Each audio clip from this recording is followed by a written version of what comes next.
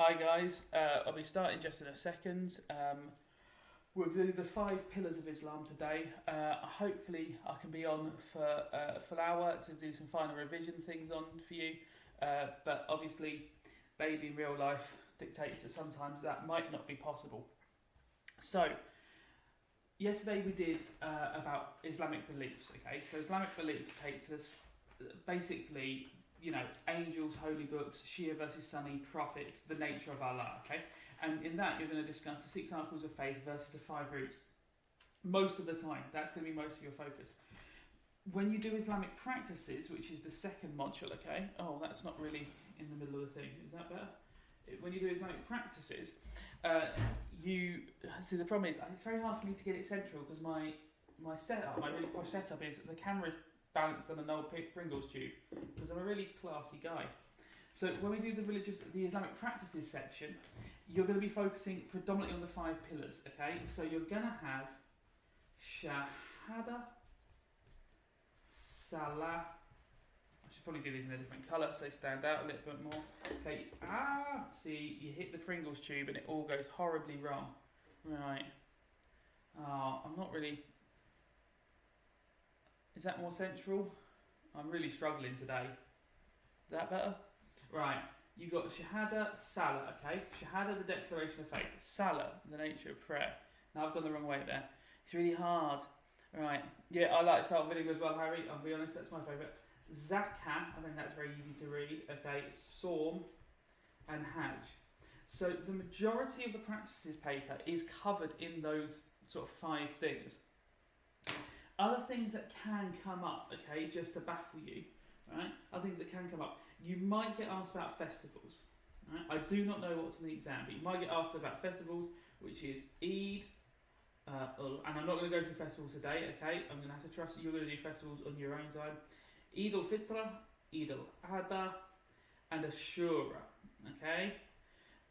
Though they're all for all Muslims, generally you talk about the practices for Sunni Muslims for Eid al-Fitr and Eid al-Adha, and you talk about Shia Muslims more for Ashura, where it's remembering the sacrifice of Hussein.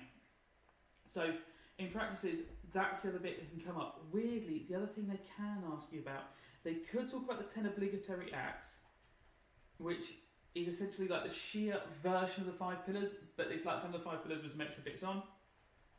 You have that in your books. They've never asked a longer question about the 10 obligatory acts. I think because it's just a list of facts. So I'd be surprised if it came up as one of the longer questions. What they could do is ask about it as one of the shorter questions, the 1 mark or the 2 mark, which would be frustrating.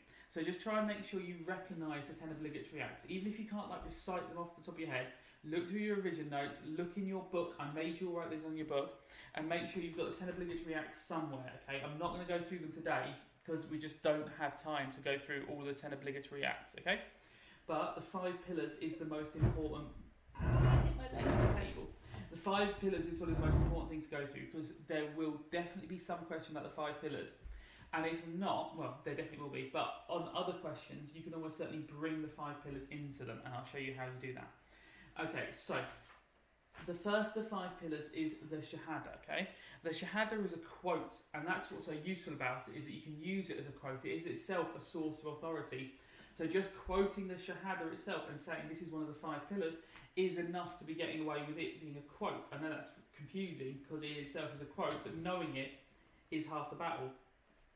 There is one God who is Allah, and Muhammad is his messenger. Okay? That one simple quote is enough to be used as a quote, and that is the declaration of faith. That is all the Shahada is. The Shahada is one of the pillars of Islam because it's the one thing that all Muslims should believe in, okay? It is one of the 5 pillars. It is not one of the obligatory acts for Shia Muslims because they believe it's not an act, it's just a sentence. They're like, a sentence isn't an act. But Sunni Muslims would argue it is a practice, something you do because of when you say it, okay? When you say it makes it one of the 5 pillars because you have to say it at certain times, okay? So, firstborn. The Shahada should be the first thing a baby hears when they are born. Why is that important? Well, that's important because it shows that a life starts off with that most fundamental belief for all Muslims, okay? That there is one God who is Allah and Muhammad is his messenger. Why is that important? Because it shows they're beginning their life knowing the one truth about their religion. They've started their life with a religion. Use the same sort of language you would use when talking about a baptism question. Why do we like Christians to be baptised when they're babies? Use that similar language about it, you know, having the faith all throughout their life. So when they're first born, okay, before they die, okay, before they die. One of the last things they should hear should be the Shahada whispered into their ear. It's always whispered into the right ear, and it should be one of the last things they hear before they die. Why should it be one of the last things they hear before they die? So that shows their life has been bookended, as in it started with Allah and it is ended with Allah, as Allah creates them and it is Allah who takes life. No one dies except with Allah's permission, okay? So that is a quote, no one dies except with Allah's permission. So we are born with the Shahada, we die with the Shahada. Muslims were born with the Shahada and Muslims die with the Shahada, okay? So that is when you can say it, okay? You also say it during prayers, before difficult tasks. I think they would be the four that I would probably go for in a longer answer. Now, in a 12-mark answer, you might have to argue that the Shahada is the most important of the 5 pillars, and I'll be trying to do this for all of the 5 pillars. I'm going to throw a lemon around while you guys talk and try and think, because I think squeezing a lemon sometimes helps me concentrate. So, why is the Shahada the most important? Well, without the Shahada, none of the other beliefs have any value. What do I mean by that? If you do not believe in the Shahada, all the things you're doing don't make sense, because who are you praying to if you don't believe in the one God?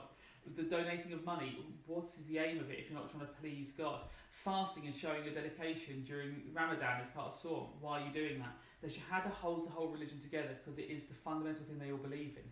However, what you could argue is it's not the most important because it doesn't actually show God that much love. It doesn't take dedication and commitment. You can believe in the Shahada without just saying it. You could say just the saying of the Shahada isn't that important. It's more important to do Hajj and actually go to Mecca to show that you are aware of the history of your religion, to cleanse your soul of sin. It's more important to do prayers because in that way you build a personal connection with God. So the argument is Shahada is so important because what else could be more important than this sentence that every Muslim has to believe in? However, actually it's not really an action. You're not doing anything. You're not helping anyone like you do with charity. You're not showing your dedication like you do with fasting. It's pointless, okay? And that's going to be your argument in a 12-mark question, okay? You can really show your evaluation of why the Shahada is so important. Don't forget, if it is a 12-mark question about why one of the pillars is more important than the other, a strong argument you can always come down onto is that all the pillars should be of equal importance, that every pillar should be equally important. That's a nice, easy argument to finish up on. Salah, okay? What is Salah? Well, Salah is prayers, okay? Particularly the 5 daily prayers. What can you say about them, okay? I've forgotten the 5 daily prayers, okay? Well, we're going to need some specific language if we're going to talk about them during a 4 or 5 mark question, okay? So they're spread throughout the day, okay, at different times, okay? Not timings of where the sun is, okay? Because it's not based on the clock, it's based on the sun and the movements of the sun. You would know the time, you'd know that your Fajr prayer is like at 6:45, but it's based on the sun, not on the minutes itself. So it'll be different in different places on earth, okay? You must perform wudu beforehand, okay? This is ablutions. What the hell are ablutions? Posh word for making sure that you are clean, okay? Ablutions are the washes that you do. Why is that important? Well, that shows that you are clean and ready to communicate with God. So you must have been perform wudu. How do you perform wudu? Hands, wrists, feet and ankles. I'm not showing you my feet and ankles, they're disgusting. Face, back of ears, top of head, water in mouth, water onto your nostrils, okay, 3 times on each of those. It shows you're clean and ready to communicate with God. It's a sign of respect, okay? Wudu, okay? Remove shoes, okay? Remove shoes, okay? You're not traipsing you're not traipsing mud and dirt into this relationship with God. You're making sure that you are clean, okay? You remove your shoes. Men plus women separated. Why is that important? Because you do not want to become distracted. The Pringles can of destiny. Is it all sorted? I know. See, the video's on a bit of a delay, so I get to see myself knock that over. I caught it pretty well. Is it angled up correctly? Yeah, it is. So, why men and women separated? Because you're not meant to become distracted by the opposite gender while you're praying. What does that mean? Well, if there's an attractive Muslim of the opposite gender and they're bending over in front of you, you might be thinking about their badonkadonk rather than thinking about Allah and your prayers. Some of you might be thinking, well, hang on a minute, if they're separating the gender, what if I'm a homosexual Muslim? That's a bigger question, but generally speaking, Islam prohibits being a homosexual, so that isn't traditionally an issue, okay? It wouldn't be considered acceptable, neither would people being transgender in Islam traditionally. So men and women being separated is the most common thing. In a mosque, there are always separate areas for men and women. You do not need to be separated when you're praying at home if you're with your family, because you should not be sexually attracted to your family. No matter what the internet tells you nowadays, your family should not become sexually attractive to you. So men and women are separated. That's a nice fact, because there's lots of stuff to say there. Oh, sorry, I'm looking at the chat. Okay, I should be a moderator. That's nice. Oh, thank you, Maria. I don't know who you are, but have a lovely day. I hope your mock went well. So, remove shoes, wudu ablutions, men and women are separated into separate places. Now, the posh word is rakat, okay? The rakat are the positions, okay?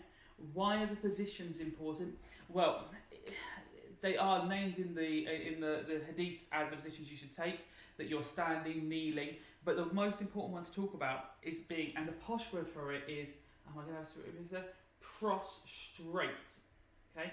Prostrate means bent over with your head upon the floor, essentially. It means face down.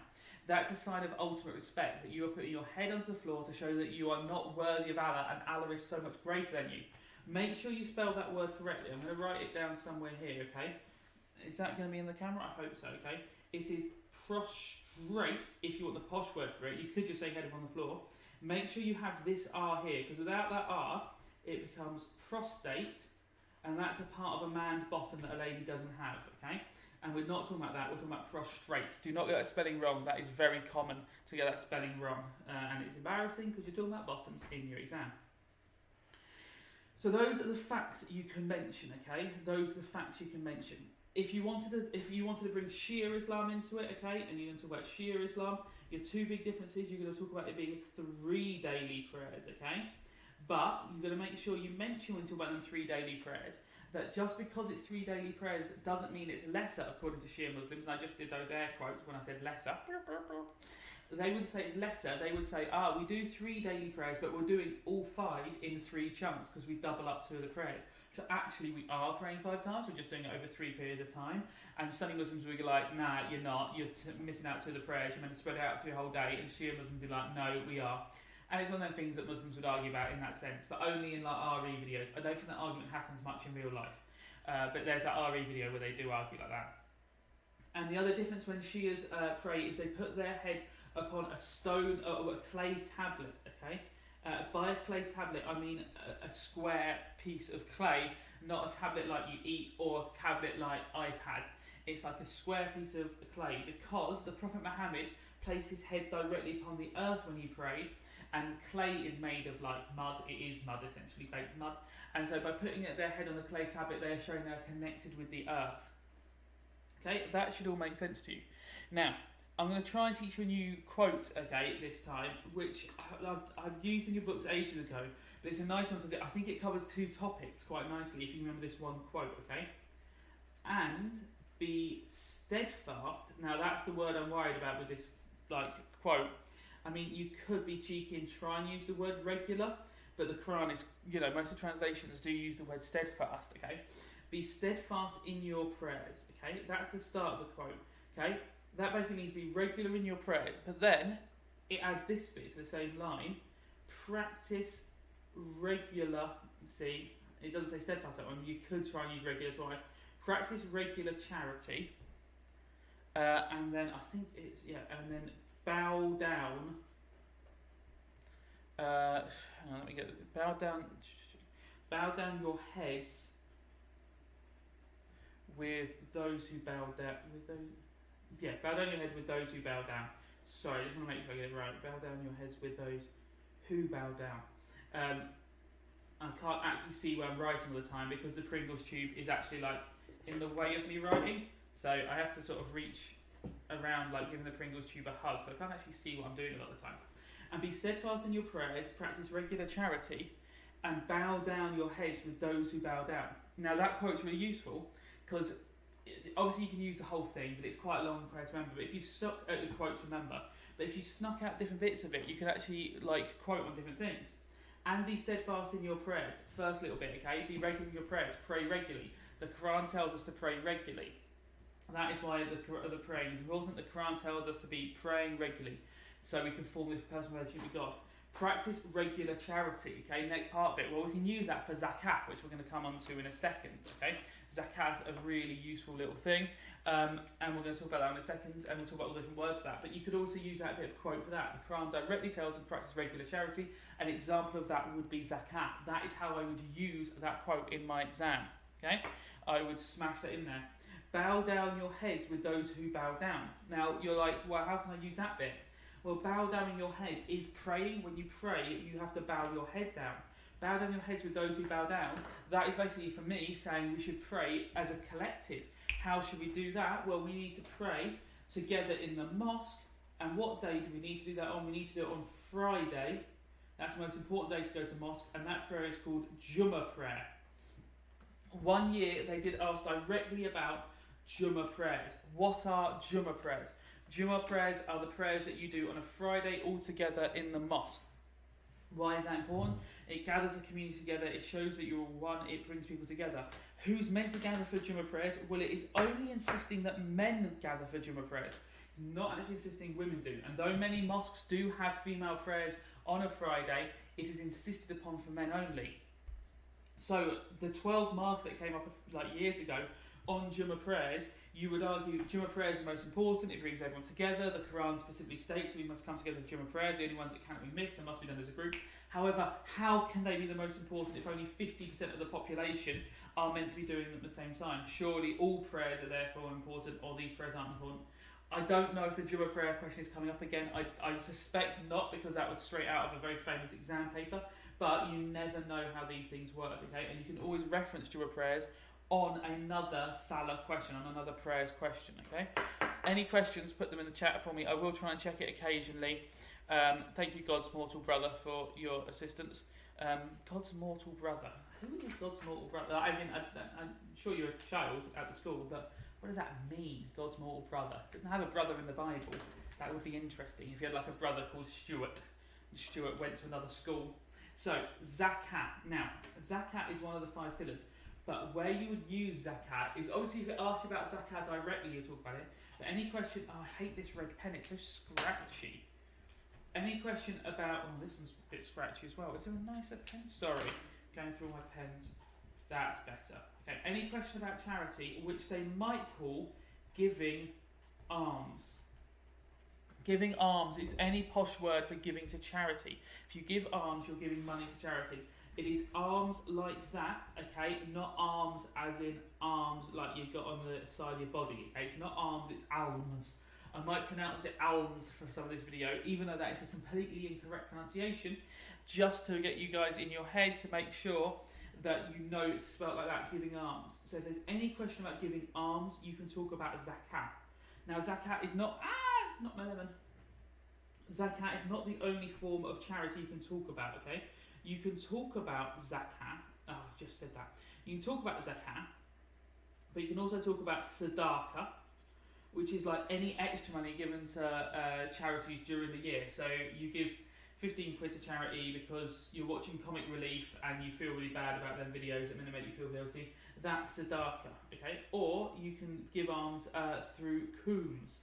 Okay, what the hell is kooms? Well, kooms is only for Shia Muslims, alright? So all Muslims do zakat, all Muslims do sadaqah. So Shia Muslims do zakat as well, but then Shia Muslims also do kooms. So a Shia Muslim in 1 year could give zakat, which is 2.5%, which we'll talk about all the details of zakat in a second. They could do kooms, which is 20%, and they could give sadaqah, which is extra money to charity during the year as well. So a Shia Muslim could end up donating serious amounts of money to charity every year, okay? And the collections at Zakat are some of the largest charity collections in the world, all right? It is a huge, huge bonus for charities during this time. But Khums is 20% and is only for Shia Muslims, and he's normally taken in to support sort of Shia leadership and Shia causes. But we're going to talk about Zakat here, okay? Zakat is an obligation to all Muslims to give 2.5% of their annual savings. Now, what does that mean? Well, someone's put a picture of a monkey in there. That is a monkey. It's a very small picture of a monkey. Appears to be holding a hammer and wearing a red hat. Cool. Nice monkey picture. Why do you only give money on your annual savings? Well, there's no point me giving 2.5% of my money if I'm flat broke, okay? Like, if I'm lucky this year, I will put into savings. So it's come up to Christmas. I will put into savings genuinely probably like 300 quid. I'm not doing very well financially. I keep buying things I don't need, like lemons. I've got so many lemons. Like, I have that's embarrassing. I have an ungodly number of lemons in my life. Oh, the video's upside down. Oh my god, now you're in the Pringles tube. This is just a living nightmare. Oh, how did I do this before? Balance. This is embarrassing. I'm sure other YouTubers use actual equipment. No, I'm just trying to balance a camera on a Pringles tube. I mean, I've got a lot of lemons in my life, and I keep going to the shops and thinking, oh, I haven't got any lemons in. And I get home, I've got tons of lemons. So, oh my god, now I have to move around this way. So, 2.5% of their annual savings. Because I'm going to give, let's say I give this year £300 into my savings. Well, all I have to pay into charity would be for my zakat £7.50. If I was to give 2.5% of my earnings, of money I'm earning through the year, well, I wouldn't have £200 to put into charity. I'd be broke already. So you make sure all your expenditure is done, all your payments are done for things that are necessary, okay? For things that are necessary. And then any money you're going to put into savings, that's what the 2.5% comes out of. Don't forget, there are over 1 billion Muslims in the world, okay? Let's say there's 1 billion, just to make our maths easier, okay? Like, let's say 1 billion Muslims all have to give £7.50. That is £7.5 billion going to charity, alright? Like, that is relatively impressive. And some people are going to put a lot more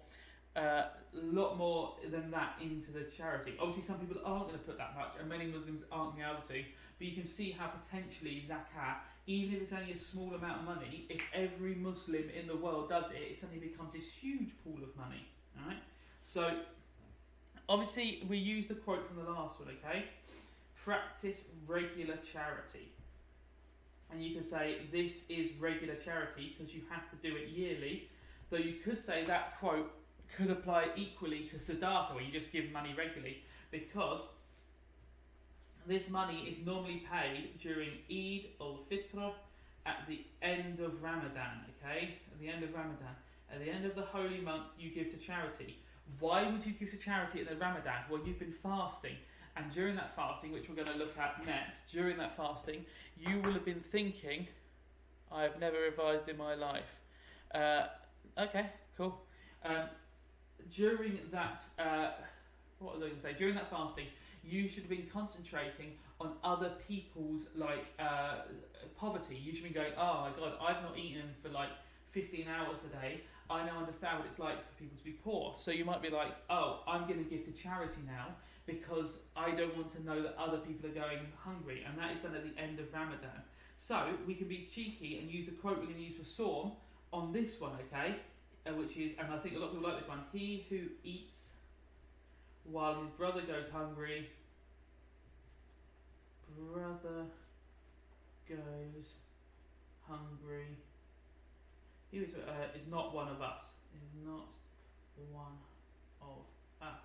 Okay, that's a nice one. And the Prophet Muhammad also said, okay, give without remembering,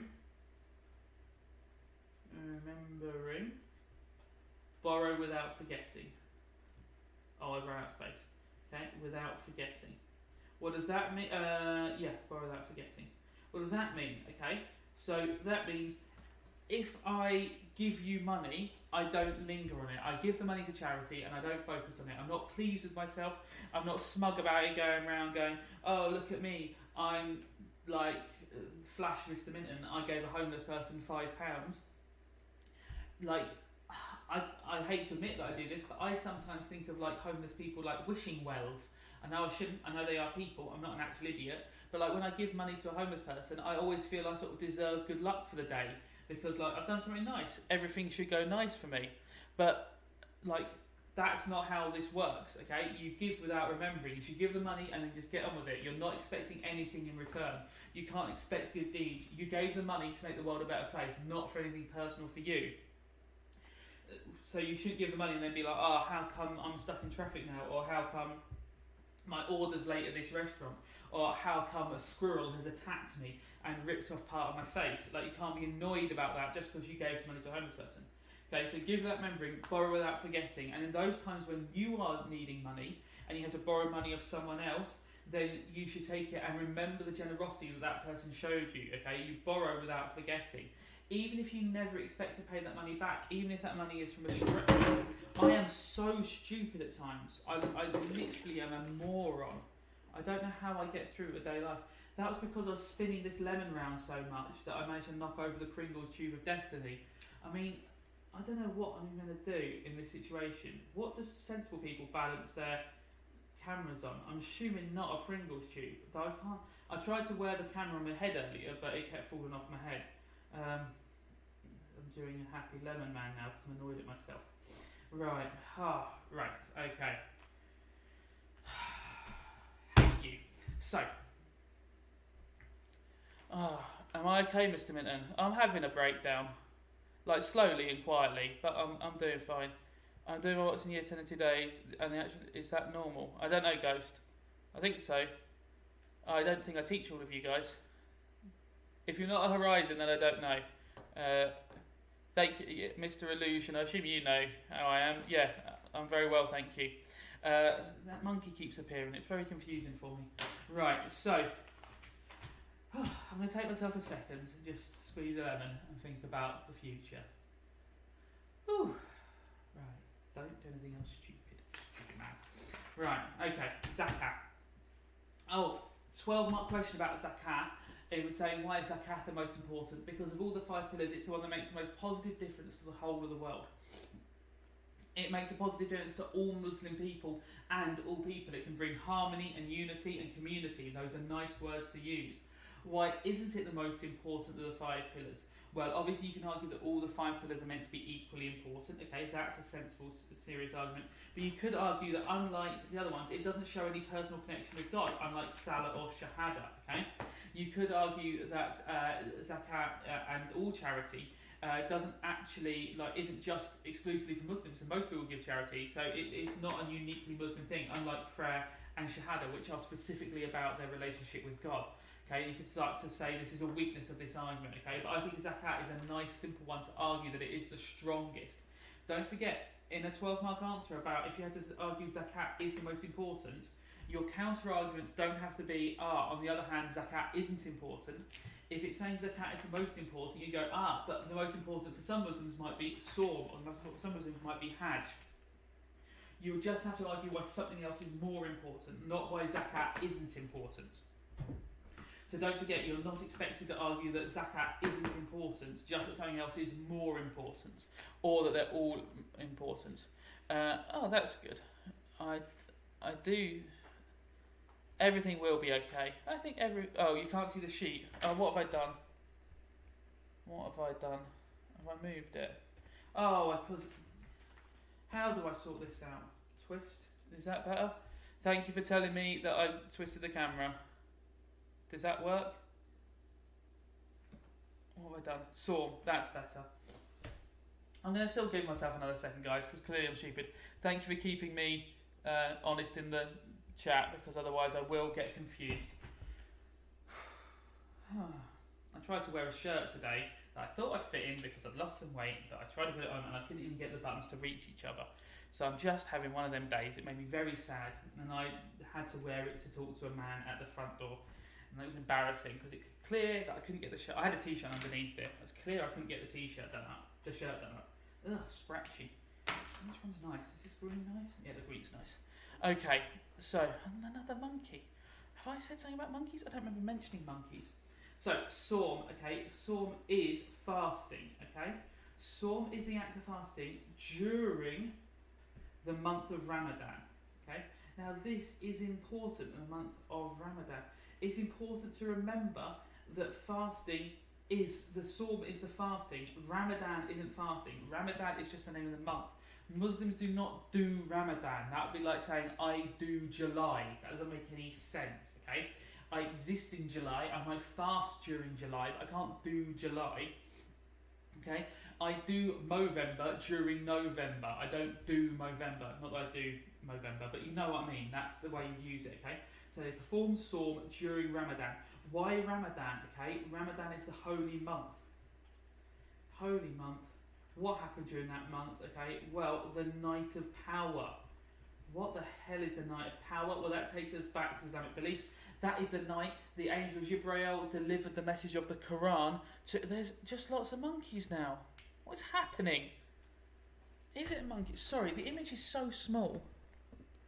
Yeah, it's a purple monkey with a hammer. I don't understand. You're young people and you have... young people have got things they do and I don't understand them. And is the monkey a reference to something cleverer than me? Probably, almost certainly. I mean, I'm mainly interested in this book about flavour that I'm reading because I'm a cool guy who likes books about flavour. So, it's mainly a recipe book. I really like it. It's got onions in it. So, the night of power is when the Quran was revealed to the Prophet Muhammad, the revelation of the Quran, okay? During that month, the month of Ramadan, the angel visited Muhammad multiple times in his cave and the Quran was written. And that's the night of power, it's the first night of that. But the month of Ramadan is when the majority of the Quran is revealed. So that is the month when we fast. As Prophet Muhammad would have fasted at the time, okay? Fasting is prescribed to you. Okay?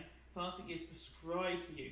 What the hell does that mean? Prescribed, as in the medicine is prescribed in order to heal you, fasting is prescribed for Muslims in order to help your soul, to help your connection with God. So firstly, you are showing your dedication and commitment, okay? I forget that you can't see my face. I'm throwing my arms around, but you can't see any of that. I get too excited. Dedication and commitment. Why does it show dedication and commitment? Because you're making a sacrifice. You're fasting during the daylight hours. By fasting after dawn and till sunset, you're showing, till sunset, you are showing your commitment by giving something up, making a sacrifice. You are showing God that you are willing to give that up, okay? So it shows dedication, commitment. Okay, you understand how others feel. Many people do not eat during the day anyway because they cannot, because they do not have enough money or they live in areas where food is not plentiful. And so they fast, so they are suffering that time, and by fasting you understand how they feel, you understand how they're suffering, and it makes you, one, understand them and be more willing to give charity, but also it would show you how lucky you are for the stuff that you have, okay? So we've got to show dedication, commitment, okay? Understand how others feel, okay? It should be a month of, now how to phrase this, religious focus. Other things that Muslims often give up during Ramadan would be music, listening to music so they do not become distracted and they can focus on their relationship with God. And the old sex, okay, that is often given up during Ramadan, and people should perform their prayers and make sure they go to mosque more regularly in order to fix their relationship with God. So it's a month of focus on spirituality, a focus on relationship with God. So it is the best writing. Kono dio da. I don't know what that means. Onion. I don't know what's happening. There's just a lot of things. It's onion. Now it's saying, oh yeah, because the onion was on this. Children have got bizarre visions of the future. Okay, fasting is prescribed to you, dedication, commitment, understanding how others feel, month of religious focus, and it ends with Eid al-Fitr. Okay, ends with the religious festival. I'm not going into all the details. That is basically the main part of that is a big feast, and it's about fresh start to the year. You've just cleansed yourself. You've done loads of good deeds. You would focus on your religion. You would wear new clothes and have a new start to the year because you have basically restarted your your relationship with God during this time. Who cannot fast? Okay, who cannot fast? Okay, pregnant women. Okay, because it's bad for the baby. Okay, they're not expected to fast. All right, pregnant women, old people. Okay, bad for them. Young people, you lot would probably all be fine in there. I assume most of you above 12. It's only about 12 to 13 people start fasting. Okay, and the sick. Those are people who are poorly. So a diabetic would not be expected to fast because it would be really bad for their health in all likelihood. Right, so pregnant women, old people, young people, the sick. Okay, what to do if you miss a day of Ramadan? Okay, you just make it up at the end. So, let's say Ramadan this year, if you got COVID, you would not be expected to fast during your sickness. Let's say even if you only had mild symptoms, you would take those days, you would eat and drink because it's important to get better, and let's say it took you 5 days to get over COVID, you would then make those 5 days up at the end, okay? Oh, I just had a text, I'm being too loud, quiet down, you'll wake the baby. Okay, I'm going to try not to be quite so shouty because I don't want to wake the baby up, because I love, oh, what's happened? I can't see. I moved it too far up. Thank you guys for letting me know. Sorry, there you go, I'll hold it so everyone can see it, okay? So fasting during the month of Ramadan. Ramadan is holy month. It's when the night of power and the revelation of the Quran occurred. Yeah, hang on. Let me see if I can change it so it's a bit easier to see the entire time. Right, there's a zoom button, so I'll try zooming out. Oh no, I've done that wrong. I'll do a manual zoom. I just move the camera slightly further back. Is that better? That better. Right, that seems like it might be better. Okay. A nice easy quote, fasting is prescribed to you, okay? It is prescribed like a medicine is prescribed to heal my body. Fasting is prescribed to heal my relationship with God. We can also use this quote from Zakat, he who eats while his brother goes hungry is not one of us, because we fast to remember how other people feel. So if I eat while my brother isn't literally my brother, as in my fellow human, goes hungry, he is not one of us, okay? If I'm eating during this time and I know people are starving, well, I'm not a proper Muslim, okay? He who eats while his brother goes hungry is not one of us, okay? Oh, good. Yes, school. I don't know what that means. People keep saying things, right? I'll keep that further up there. If I keep it above the word flavour. And if you people who can't... at the end of Ramadan is Eid al-Fitr, which is a large feast. Pregnant women can't fast. Old people can't fast. Young people shouldn't fast. And the sick can't fast. And if you do miss days, make up at the end.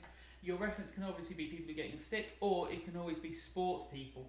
For example, Mohamed Salah doesn't fast on match days. He fasts during the week. He often fasts during training, but on match days he said that he'll drink water especially, and he'll eat some food because he feels responsibility to play well for the team. What does he do then? He makes those days up at the end, okay? He still fasts, he just makes those days up at the end.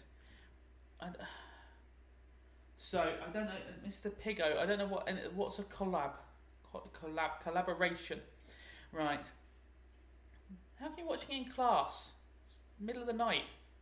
It's late. It's like, I don't know, it's 8, 7. Nice lemon. I do like lemons. Oh, monkey's back again. Right. How could you argue that Sawm is the most important? Well, Sawm is the most important of the 5 pillars because it is a thing that shows your commitment, okay? It's the most obvious way of showing your commitment. It's a thing that joins all Muslims together around the world because Sawm happens during the month of Ramadan. So all Muslims across the world are united in this. It helps them understand empathy and empathise with their fellow man. And because this is a month of focusing on God, it can re-establish a relationship with God. Why isn't Sawm the most important? Well, because fasting can happen any time. I could fast all year round. Why is it particular to do during this month? I can focus and build my relationship with God all year round via prayer. Why do I need to just do it during this month? Okay. Why do I need to make up for my relationship with God if I've already had a good relationship with God? What's the point of fasting? Does it actually achieve anything? Fasting doesn't actually help the poor in any way. Zakat is more important. It brings people together, but not like the Hajj brings people together, because the Hajj physically brings together so many people. So you can argue why those other ones are more important. And don't forget, you can always use those points just for a bit of evaluation in a 12-mark answer. Trying to get yourself that 12 marks. Right. Okay. Thank you, Piggo. I mean, I'm assuming that your channel is not about RE revision. This was really started just to help my students to do an RE exam.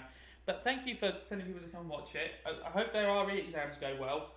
I hope everyone has a nice RE exam. Obviously, the one for my students is tomorrow, so we're obviously stressing slightly. Lovely stuff. Okay, so the fifth of the 5 pillars is Hajj. What is Hajj? Okay, it's pilgrimage. Okay, we've talked in pilgrimage. My lord, I'm losing my mind. Pilgrimage is obviously a religious journey to somewhere sacred. We've done in class about the Christian pilgrimages, okay? The Christian pilgrimage to Lourdes, okay? And the Christian pilgrimage to Iona, okay? For Muslims, there is one specific pilgrimage that all Muslims must try to attempt once in their lifetime. Now, that is to Mecca, okay? I'm going to keep pronouncing it Mecca, even though it's not traditionally pronounced Mecca, because that's the spelling they will use in the exam. You can use the more traditional M-E-C-C-A, which you might see more around, okay, spelled like that. However, the examiners will use the word Mecca. So they could ask, in a 5-mark question, explain 2 reasons why Mecca is important to Muslims. And they're going to spell it like that. And I do not want people coming out there going, "You didn't tell us about Mecca, what the hell's Mecca?" It's Mecca, it's the same place. So, every Muslim must try and visit Mecca at least once. Oh, don't worry, Piggo, you're lovely. You're not hassling me, certainly. But I'm just very confused by everything. I don't know what YouTube really is. But no one's been a hassle. I do apologise if it came off like that. I'm just very stressed. So, everyone has to try and attempt this once in their lifetime, okay? Everyone should try to go to Hajj once in their lifetime. What do you have to do when you're there, okay? Well, you're going to go to Mecca and you're going to go around the Kaaba, okay? The Kaaba is the black box.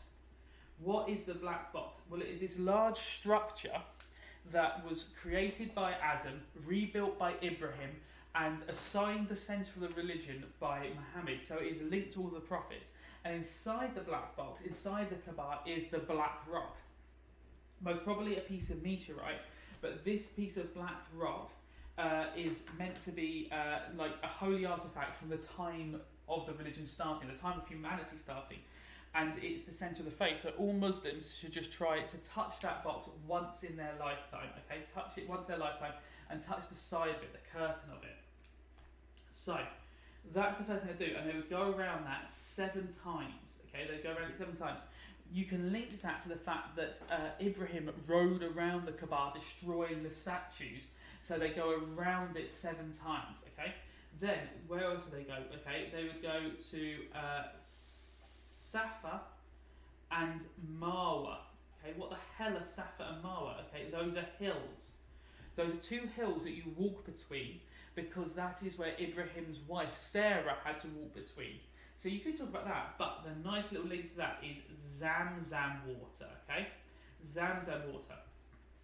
Zamzam water is from a special well during that thing, and I don't really know what YouTube is. Sitting in the chair with thumbs up. Yeah, I know, that's mainly your doing. You young people all signed up to it. I was just meant to have like my class in here, and then I'm getting questions from people I don't teach, which is lovely, but it is baffling. I was just expecting my class in here. I mean, I know it's a website, but I don't understand how other people have found this. Who's searching for Mr. Minton revision and just turning up and watching it? And it's lovely that people enjoy it and want to learn RE, but it is baffling to me. I'm surprised anyone watches it. So, Zamzam water is water from a special well that was meant to be a miracle, similar to the miracle of St. Bernadette for Lourdes, that Sarah found when she was lost in the desert. She found this well, she found this source of water, she drank the water, and many Muslims believe that it's a way of washing away their sins to drink this water, very similar to holy water. Zamzam water, nice little link there, link it to the story of Sarah, okay, say it's Sarah, S-A-R-A, okay, don't put an H on that Sarah, just S-A-R-A, and that's Ibrahim's wife, okay, but even if you just remember the water. What else do Muslims do when they go to Mecca? Okay, they go to Mina and they throw stones, okay. What's Mina? Mina are the pillars, okay. Now pillars, not like the 5 pillars, because there's only 3 pillars at Mina. They are 3 huge pillars. Have I got anything that could be a pillar? I mean, lemons are going to have to act as my 3 pillars, okay. So you have your 3 pillars, okay, and you come and you throw stones at them, okay. You throw stones at them. These are pens. I don't have stones. Okay, you can't expect me to have stones. It's an unreasonable expectation of me. Why do you throw stones at them? Okay, this once again goes back to the Prophet Ibrahim. The Prophet Ibrahim, when he was being tempted by God when he was being tempted by God to kill his son, when he was told by God to kill his son, the devil, Iblis, Satan, okay, Shaitan came down to try and distract him and to tempt him away. He was like, no, don't kill your son, you shouldn't kill your son. Which does sound like the good guy in the story, but it's the devil. So he's the bad guy in the story. And Ibrahim and his wife and his son threw stones at the devil to drive him back. So what Muslims do nowadays, I've lost my good pen, there it is. They throw stones at the pillars of Mina to drive back the devil, not literally to drive back temptation, because the devil in Islam is temptation. The temptation not to pray, the temptation to drink alcohol, the temptation to, do drugs. That is the temptation all the time, okay? So they throw the stones at the pillars of Mina to drive back that temptation. If you're tempted to cheat on your wife, you'll be thinking, I will not cheat on my wife while you're throwing these pebbles, okay? If your temptation is, I keep throwing stones through my neighbour's window, when you go and throw the stones at the pillars of Mina, now there's an irony there, but, you drive away that temptation, okay? So these are things that Muslims would do at Hajj.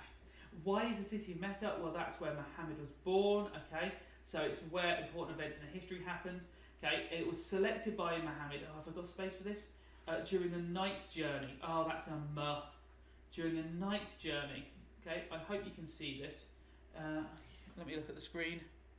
So, hey Louis, is my hand okay? Always, my hands are beautiful.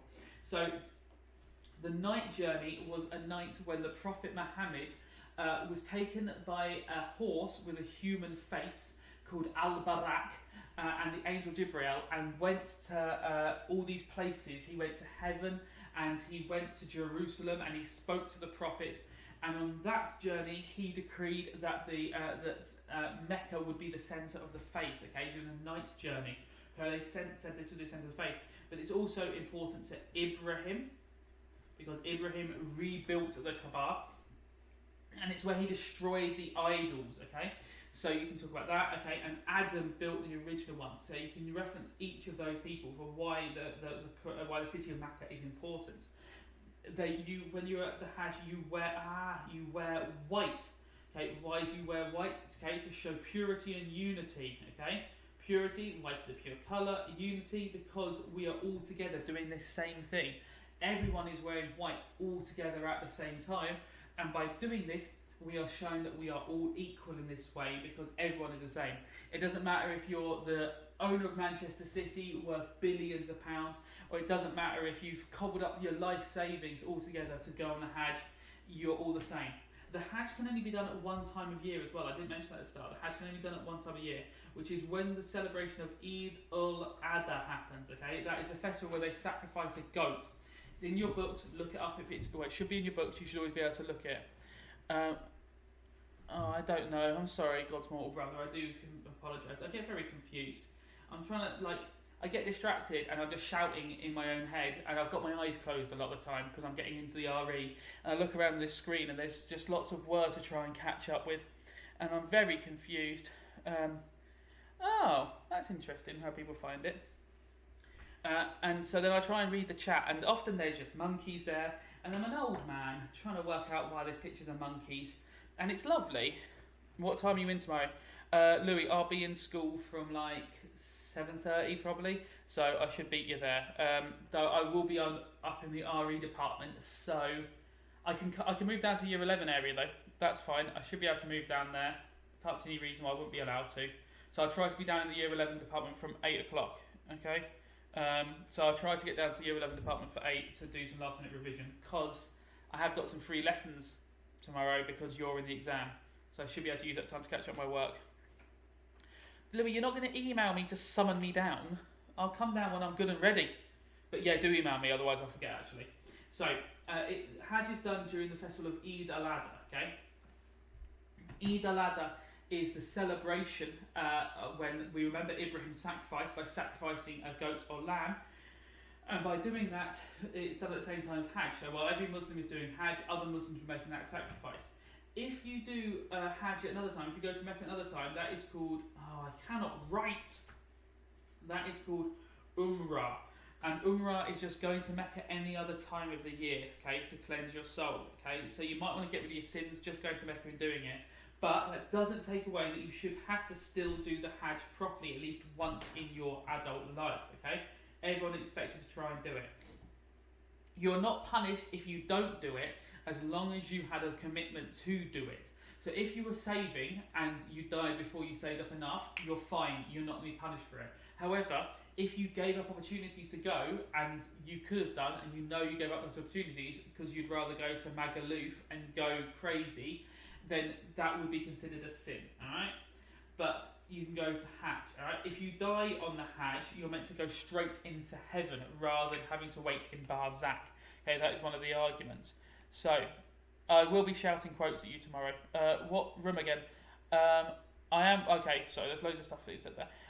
Are you walking us into our exam? Yes, I am walking into an exam. Sarah, what room again? I haven't got a room, God's mortal brother.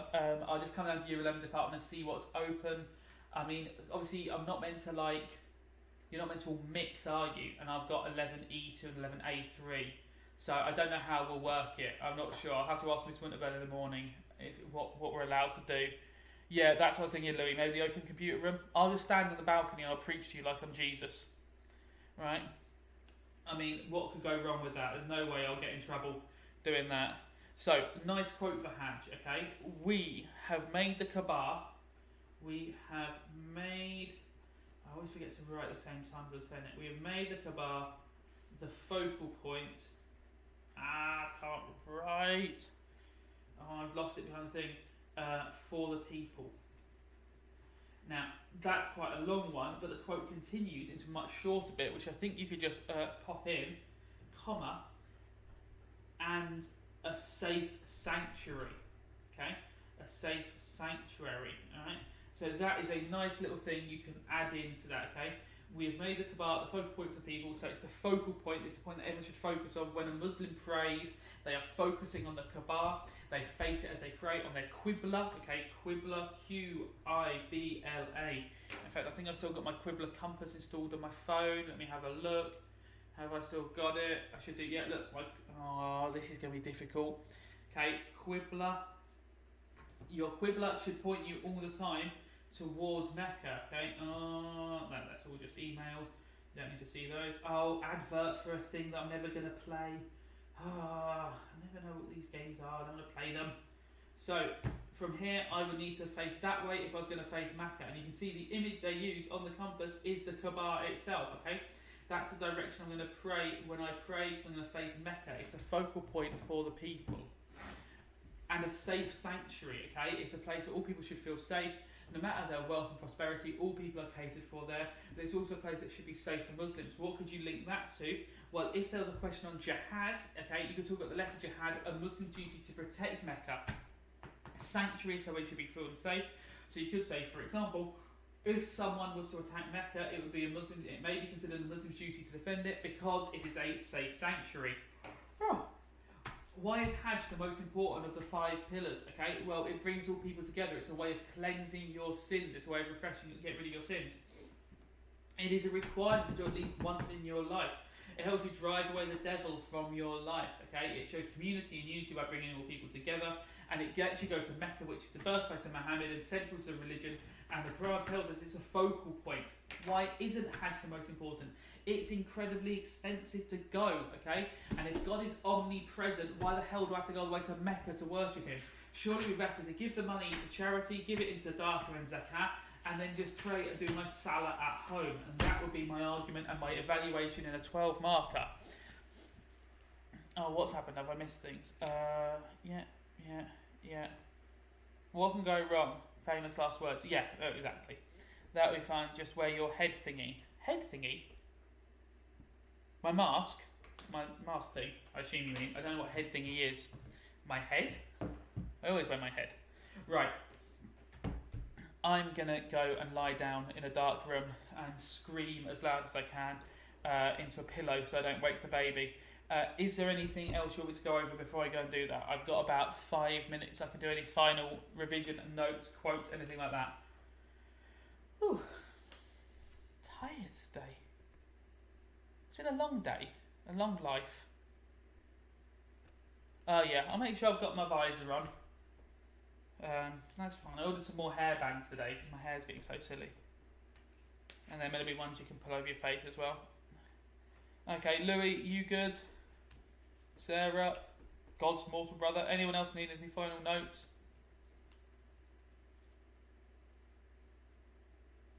I'll give you a second. I know there's a bit of a delay from when I say things to how you can type them. If you do anything else, give me a shout. Good luck tomorrow. Oh, Vitas, nice to know you're still here, darling. Hope that was useful for you.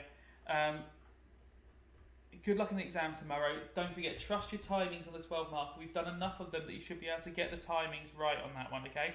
Trust your timings.